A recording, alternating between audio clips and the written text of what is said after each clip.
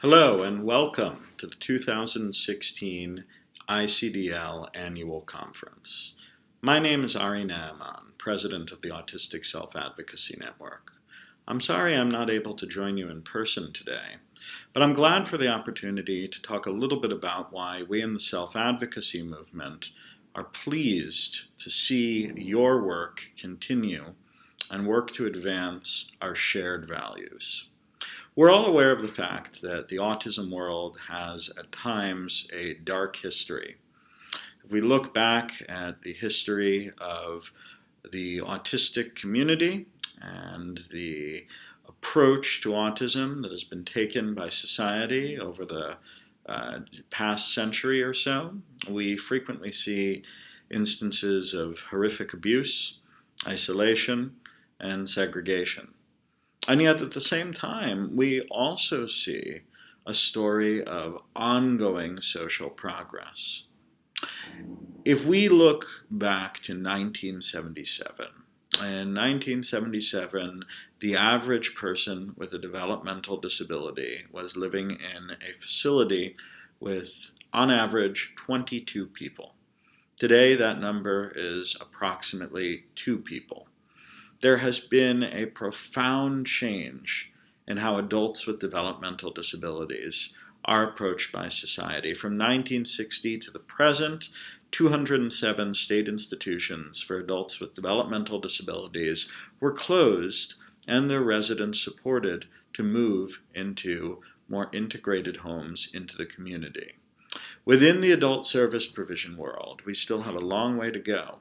And yet the message of community inclusion has been one that has been acknowledged, respected, and advocated for throughout our service system.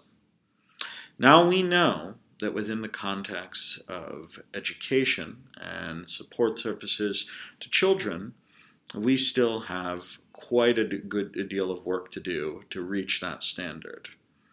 There remains an unfortunate focus on trying to make autistic children and children with other developmental disabilities appear indistinguishable from their peers, rather than focusing on advancing their skills, their self-regulation, and their capacity to be included in society, and more importantly, the capacity of society to include us.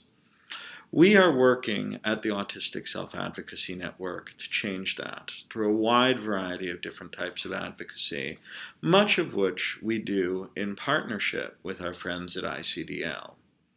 First, our work to ensure that self-advocates and families have access to truly inclusive models of service provision is one of our most important tasks. Very frequently, when we made the important and admirable progress of closing large state institutions, we took people from large buildings where someone else got to control every aspect of what they did during the day to small buildings where somebody else got to control every aspect of what they did during the day. And so now, over the last several years, there's been a growing movement towards what we call second-order deinstitutionalization, welcoming people with disabilities out of group homes and other smaller segregated settings into the same kind of housing and the same communities as are available to people without disabilities, and recognizing that while size is one factor in whether or not someone is living in the community, generally speaking, people are not included when they are housed with 100 of their nearest and dearest perfect strangers who they happen to share a diagnosis with, size is not the only factor that matters. It's also important to acknowledge people's rights to make choices and to have access to the full scope of community life. In 2014, at the urging of ASAN and a number of other disability rights organizations, the Centers for Medicare and Medicaid Services issued a new rule requiring states to upgrade the level of integration of their home and community-based service systems. These rules speak to people's rights to do things like choose who comes into their home, not have regimented meal and sleep times, decorate their homes as they see fit, rights that most adults are able to take for granted. And yet, for many adults with developmental disabilities, they are deprived within the context of a service system that still does not recognize their full autonomy and personhood. Now, beyond that, we know that if we want to support people to live inclusive lives in adulthood, we need to ensure that we're working to advocate for their inclusion as early as possible. And that means looking at our K through 12 education system and our early childhood education system and asking ourselves, how can we ensure that children with disabilities have access to a free and appropriate public education, as is their right under IDEA, and for that education to take place in the least restrictive environment, as is also their right under IDEA. There are a variety of ways in which we've approached this. Some of that has been focused on ensuring that no particular proprietary methodology is able to present themselves as the be-all and end-all of autism service provision. Some of you may have some idea of what I'm referencing here. There has been a long-standing challenge that in many parts of the autism community and in the broader educational context, families and school personnel are taught that autism equals ABA. And in reality, when we look to the opinions of self-advocates and families, there is a profound dissatisfaction with such a restricted and limited choice when it comes to educational and related services methodologies. We've been engaged in advocacy to ensure that self-advocates and families have choices other than ABA and that those choices are covered by insurance and educational funding decisions.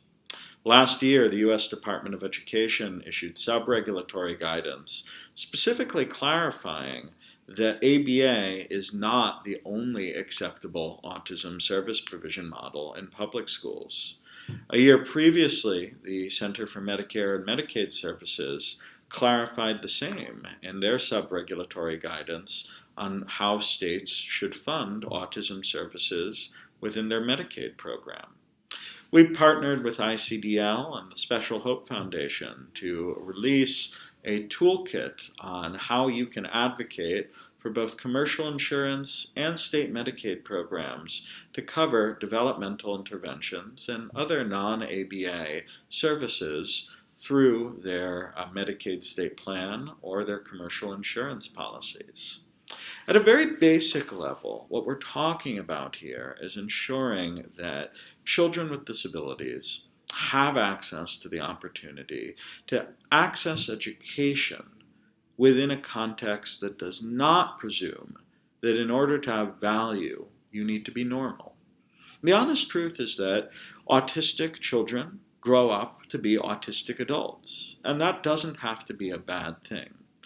Within the Autistic Self Advocacy Network, we're dedicated to working to empower the autistic adult community and to show the world that autism and happiness do not have to be mutually exclusive prospects. Your work is a part of that as well. When we look at a child and we introduce that child to the world of education with cries of quiet hands or punishments for stimming, for rocking, for behaviors that are perfectly natural and normal for an autistic child to engage in. When we say that that child has to meet an arbitrary standard of indistinguishability from peers in order to access their educational rights, the rights that should be their birthright, we do them a grave disservice. It is our moral and practical obligation to ensure that the right of equal access to education is available to all children, and that children do not need to pretend to be something they're not in order to access that birthright. Now, within the context of this work, it is important on us to not only work to ensure that methodologies that share our values are paid for by insurance and school funding programs, but also to ensure that our fields of work and our provider networks accept the concept of inclusion. The developmental disability world has changed quite a bit over the course of the last 50 years. We've talked about that. One of my close friends, Ann Donnellan, once remarked that the mark of anybody good in developmental disability is that they're at least a little bit ashamed of what they were doing 20 years ago. I think that we need to take that to heart. We need to ask ourselves what models of service provision, such as segregated schools or purely clinic-based models of intervention that don't allow for service provision in the home, might have dominated our thinking 20 or 30 years previously, but are no longer necessary if we can make the progress that we are committed to towards building inclusive schools and inclusive communities. It's imperative that ICDL, in order to continue its good work, look to find ways to advance the cause of inclusive education and to incorporate it in a holistic way within its practice, embedded throughout each of the educational and learning objectives that you pursue. We must work to ensure that all of the educational activities that we provide are provided within a context that promotes inclusion, and that we can maximize the time that children with disabilities spend within the general education classroom.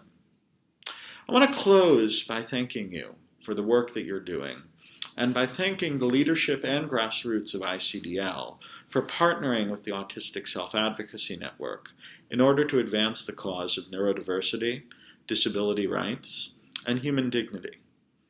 The mission of full inclusion is a difficult one, but I take heart from the tremendous progress we've made over the course of the last half-century.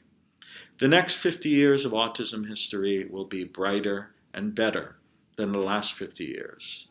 And I know that each and every one of you will be playing a role in making that happen. Thank you for your work, and please enjoy your conference.